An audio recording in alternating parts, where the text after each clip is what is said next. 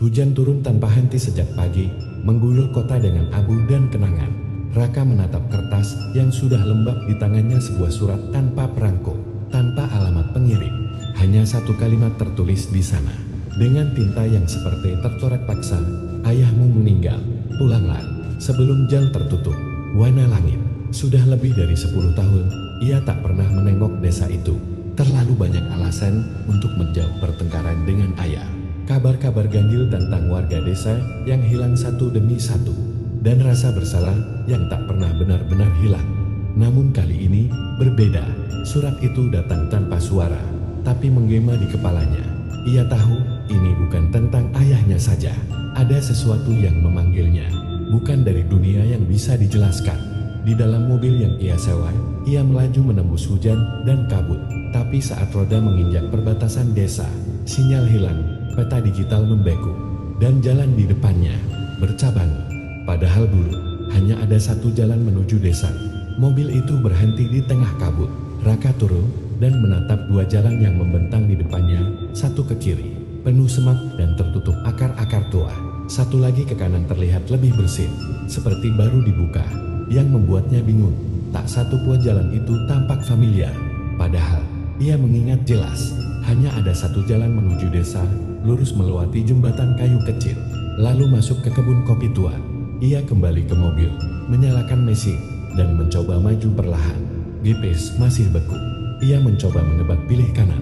Jalan itu lebih terang, dan entah kenapa, terasa menarik, seolah ada sesuatu yang memanggilnya.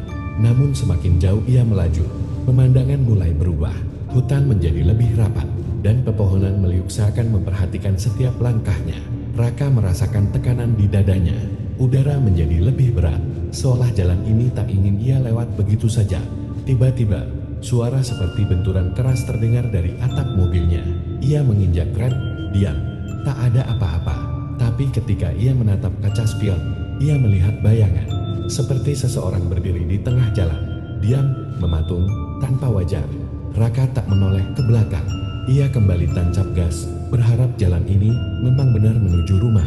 Setelah 1 jam perjalanan yang terasa seperti seharian, Raka akhirnya melihat sesuatu yang dikenalnya. Gerbang bambu tua yang menandai pintu masuk dusun warna langit. Namun gerbang itu tampak berbeda, lebih tinggi, lebih gelap, tertutup oleh anyaman ilalang dan benang merah yang dililitkan seperti mantra. Ia keluar dari mobil dan berdiri di depan gerbang. Tangannya ragu menyentuh benang merah itu. Tapi ketika ia mengangkatnya, sebuah suara lirih terdengar dari balik gerbang. Raka terperanjat, tapi tak ada siapapun. Ia membuka gerbang. Angin dingin menyergapnya. Desa itu tidak mati, tapi juga tidak hidup. Rumah-rumah berdiri seperti kosong. Tak ada suara ayam, tak ada suara anak-anak, hanya bisu. Ketika ia menapaki jalan menuju rumah ayahnya, Raka merasa desa ini seperti tidur. Tapi tidak tidur yang biasa ini, seperti menanti bangun dalam mimpi buruk yang sudah lama disegel. Rumah ayahnya masih sama seperti terakhir ia lihat, berdinding kayu jati, atap genteng hitam, dan pintu yang selalu berderit ketika dibuka. Raka membuka pintu. Bau kayu lembab dan dupa lama langsung menyergapnya. Tapi ada bau lain, bau amis, seperti besi karat, bercampur dengan wangi melati kering. Ruang tamu kosong, tapi foto ayahnya masih tergantung di dinding. Hanya saja, fotonya berubah. Wajah ayahnya tampak kabur, dan di belakangnya ada sosok hitam berdiri samar. Raka menutup mata sejenak. Ia merasa ini hanya lelah dan trauma. Tapi saat membuka matanya, bingkai foto itu jatuh ke lantai pecah tanpa sebab. Ia menyusuri rumah. Di kamar ayahnya, ranjang masih tergelar, seakan baru ditinggalkan. Dan di atas bantal, ada secari kertas. Kau harus menutup jalan itu sebelum malam ketiga. Ia tak paham. Jalan apa? Siapa yang menulis ini? Tapi sebelum ia sempat berpikir lebih jauh, lampu di seluruh rumah padam. Dan dari luar terdengar suara ketukan 3 kali. Perlahan, berat, Raka mengambil senter dari tasnya dan berjalan pelan ke pintu depan. Ketukan itu berhenti, tapi udara di sekitarnya berubah, lebih dingin, lebih padat. Ketika ia membuka pintu, tak ada siapapun di sana. Tapi di tanah, terlihat jejak kaki basah, kecil, seperti milik anak kecil. Dan jejak itu mengarah ke belakang rumah. Raka mengikuti jejak itu dengan langkah berat. Senter menyorot ke arah dapur, lalu ke pintu belakang. Ketika pintu itu terbuka, suara-suara aneh mulai terdengar.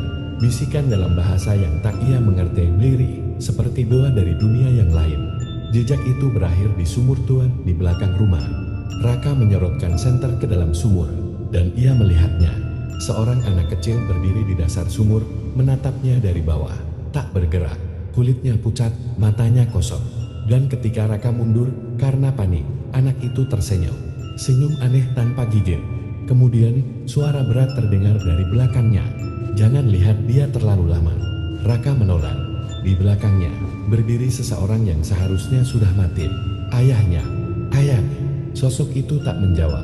Hanya berdiri dengan kepala sedikit tertunduk. Pakaian lusuh.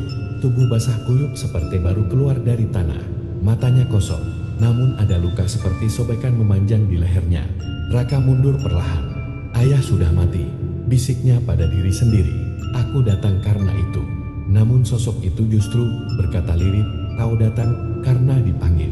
Bukan olehku, tapi oleh jalan yang belum ditutup. Seketika angin menderu dari arah sumur. Jerit anak kecil menggema, memekakkan telinga. Sumur itu menghitam. Tak lagi memantulkan cahaya senter, seperti mulut raksasa yang hendak menelan. Raka terjatuh. Ayahnya kini hanya berdiri diam, lalu membisikkan, "Yuk." Malam berikutnya, Raka tak tidur. Ia mencari petunjuk di rumah, membuka lemari-lemari tua dan kotak-kotak kayu yang berisi barang-barang masa kecilnya. Di salah satu lati, ia menemukan buku lusuh bertuliskan penjaga simpang. Di dalamnya, sketsa jalan desa Wanalangit dengan satu titik merah bertanda pintu lama. Tempat yang menurut cerita desa, dulunya adalah batas dunia. Ia kini ingat, saat kecil, ia dan dua temannya pernah bermain di sana. Salah satu temannya, Andri, tak pernah kembali setelah sore itu. Warga bilang ia tersesat, tapi Raka tahu mereka menutup-nutupinya. Ia menyesal baru ingat sekarang. Buku itu juga menyebutkan bahwa jalan lama akan membuka diri setiap 13 tahun sekali, tepat saat musim hujan terakhir, dan hanya yang pernah membuka jalan yang bisa menutupnya kembali. Kau yang membuka, kau yang harus menguncir. Dan malam itu, Raka mendengar suara Andri memanggil dari balik jendela. Raka ingat Kak Ageng, kita belum pulang. Raka menyiapkan diri. Ia membawa buku, benang merah, dupa, dan sebuah lilin dari altar tua. Semua sesuai petunjuk dalam catatan ayahnya yang ia temukan di bawah papan lantai. Ia menuju ke simpang jalan yang kemarin membingungkannya tempat. Dua jalur bercabang, tapi kini di sana berdiri gapura tua berlumut dengan akar-akar menggantung dari atas pintu lama. Langkahnya gemetar saat memasuki jalur kiri jalan yang semak dan tertutup semula. Kini terbuka jelas. Di tengah jalan, ia mendengar tawa anak kecil, suara ibunya yang telah lama meninggal, dan tangisan ayahnya. Kau akan hidup di sini selamanya, kalau gagal, bisik suara itu. Raka membentangkan benang merah membentuk lingkaran, menyalakan lilin, dan membaca mantra dari buku. Tanah mulai bergetar. Hujan turun, bukan dari langit, tapi dari pohon-pohon. Dari balik kabut, muncul wajah-wajah, anak-anak hilang, orang-orang desa, termasuk Andre. Tinggalkan kami, atau ikut selamanya. Dengan sisa kekuatan, Raka memotong tangannya sendiri dan meneteskan darah ke tanah. Tepat di titik merah, api lilin berkobar biru, lalu padam. Semuanya diam. Raka terbangun di tepi jalan utama desa. Pagi cerah, tak ada kabut. Mobilnya ada di sebelah, utuh. Ia berdiri pelan.